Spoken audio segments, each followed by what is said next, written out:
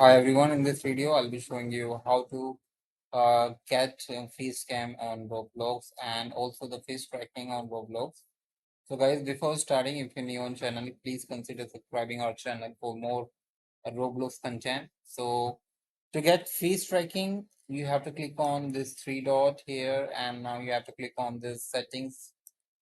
Now you have to go to in privacy. So to get face tracking, you don't need to verify your age like in voice chat keys. So if you want to get face tracking, only you have to enable this permission, use camera to animate your avatar with the movement.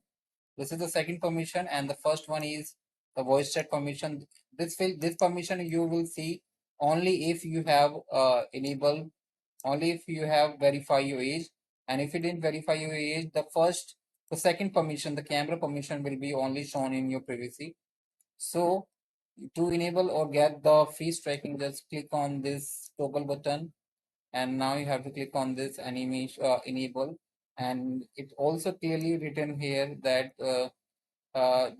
this settings allow you to animate your avatar with your movement. So just click on enable button, and your face camera permission will be allowed on your Roblox app. So just come out of this and now open any game that supports face tracking. So you can open any game that supports camera as communication. So like Please Donate is one of the game that supports face tracking. So you can confirm or check it your face tracking if it is working or not here.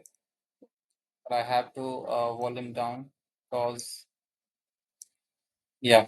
Let me Now once you hear guys, to get face tracking, only you need to do is you just need to click on this video icon here. As you can see, this video icon, click on it to get face tracking, and this green dot shows that Roblox is using your camera. Now if you move your head, it will sync with your avatars. So that's how you can enable the face tracking on Roblox.